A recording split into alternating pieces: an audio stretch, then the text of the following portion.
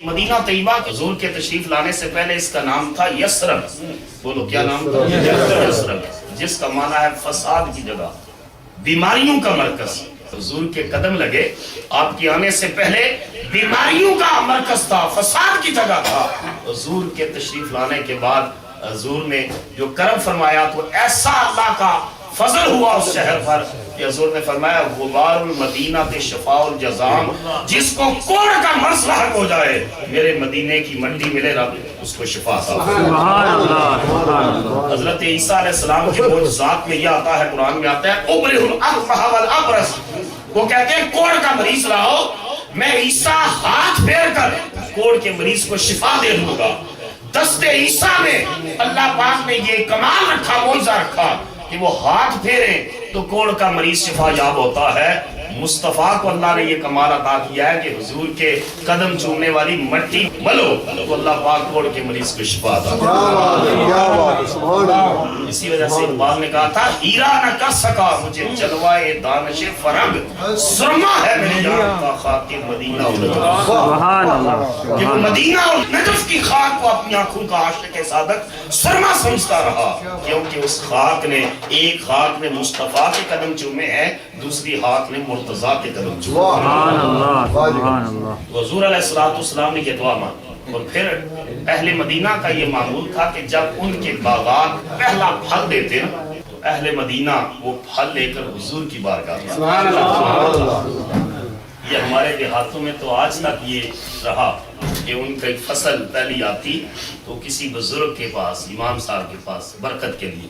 حضور علیہ السلام کے صحابہ یہ کرتے کہ جو بھی پھل آتا باغات کا اور موسم کا نیا پھل آتا تو حضور کی بارگاہ میں لے کر آتے۔ امام مسلم نے لکھا ہے، ابو ہریرہ رضی اللہ عنہ اس کے راوی ہے، اور حضور اس پھل کو چومتے، آنکھوں سے لگاتے اور پھر اس پھل کو سامنے رکھ کر حضور دعا فرماتے۔ سبحان اللہ، سبحان اللہ، سبحان اللہ، دعا کے لفظ سنیں۔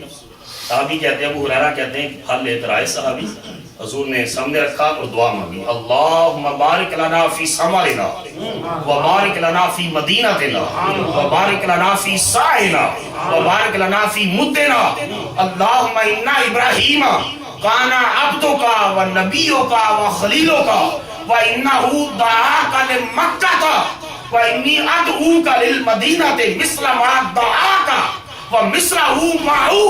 اے اللہ ہمارے اس پھل میں برکت پیدا فرما، اے اللہ ہمارے مدینے میں برکت نازل فرما، اے اللہ ہمارے سا میں برکت فرما، اے اللہ ہمارے مد میں برکت فرما۔ اے اللہ ابراہیم تیرے بندے تھے، تیرے خلیل تھے، تیرے نبی تھے، اے اللہ جتنی دعائیں حضرت ابراہیم نے مکے کے لیے مانگی ہیں، میں تیرا بندہ، تیرا نبی اور تیرا حبیب محمد اتنی ہی دعائیں مدینے کے لیے مانگتا ہوں۔ حضور اللہ کی بارگاہ میں عرض کرتے ہیں، یا اللہ جتنی دعائیں وہ مکہ کے لیے مانگتے رہے نا، وہ ساری دعائیں بھی میں مدینے کے لیے مانگتا ہوں اور اس سے دگنی برکت مدینے کے لیے مانگتا ہوں۔ ثم یدعو اصغر ولید ویعطیہ ذلک الثمر، پھر اس محفل اور مجلس میں جو سب سے چھوٹا بچہ بیٹھا ہوتا نا، میرے نبی وہ پھل اس کو عطا فرماتا، سب سے چھوٹا بچہ بیٹھا۔ یہ بھی حضور کی سنت مبارکہ ہے، گھر میں آؤ اگر پھل ہے کوئی چیز ہے تو حضور بیٹے کی بجائے بیٹی کو عطا فرماتے ہیں۔ یہ گھر میں داخل ہو، چیز ہے آپ کے پاس اور بچے آتے ہیں بابا کی طرف کہ کوئی چیز یہ لائے ہیں تو بیٹے کی بجائے بیٹی کو دو، یہ مصطفیٰ کا کرم ہے۔ حضور نے اس مجلس میں سب سے چھوٹے بچے کو پھل عطا کیا کھانے کے۔ اتنی دعائیں مانگی مدینہ طیبہ کے، اور مدینہ طیبہ کے حدیث اور سیرت کی کتابوں میں 95 نام آئے۔ حتیٰ کہ ابن عباس رضی اللہ تعالیٰ سے روایت ہے، حضور علیہ السلام نے ارشاد فرمایا کہ اس کو یثرب نہ کہو، یہ جو قوالیاں ہیں یثرب کے والی یہ بھی بدلنی چاہیے، طیبہ کے والی۔ کہ وہ کہتے ہیں کہ حضور علیہ السلام نے ارشاد فرمایا لا تسموا المدینہ بیثرب، وفی روایت من سمى المدینہ بیثرب فلیستغفر اللہ ہی طابہ ہی طابہ ہی طابہ۔ حضور نے فرمایا جو میرے مدینے کو یثرب کہے وہ خدا سے معافی مانگے، یہ یثرب نہیں ہے، یہ طابہ ہے، یہ طابہ ہے، یہ طابہ ہے۔ اور حسین مناسبت دیکھو، یہ سینٹر حضور نے مدینے کے بارے میں 3 لفظ یہ ملتے جلتے، یہ اس کو طیبہ بھی فرمایا ہے ایک حدیث میں، دوسری میں طیبہ فرمایا ہے، اور تیسری میں طابہ فرمایا۔ تو اس کا مدینہ طیبہ کا نام طابہ بھی ہے، طیبہ بھی ہے، طیبہ بھی ہے، جو جس رنگ میں بلائے گا مصطفیٰ کو خوش کرے گا، اور حضور کے شہر مدینہ کا تذکرہ کرے گا۔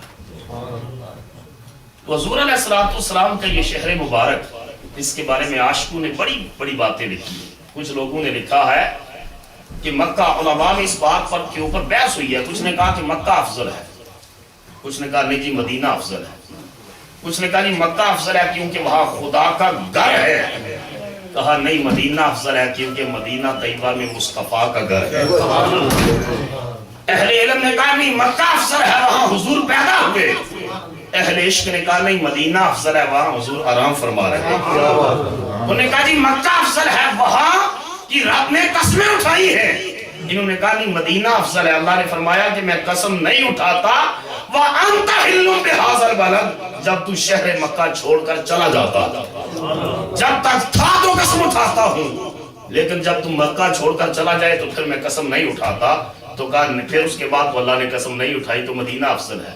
اس پر بہت سے دلائل ہیں، لیکن ایک بات پر سب متفق ہیں کہ مکہ مکرمہ ہو یا مدینہ طیبہ، یا بیت المقدس ہو یا فرش ہو یا عرش اولا ہو، بیت المعمور ہو یا سدرۃ المنتہا ہو، لوح ہو یا قلم ہو، عرش ہو یا کرسی ہو، تخت الثری سے لے کر عرش اولا تک کائنات کا کوئی گوشہ اس حجرہ عائشہ صدیقہ کا مقابلہ نہیں کر سکتا جہاں اللہ کا محبوب آرام فرما۔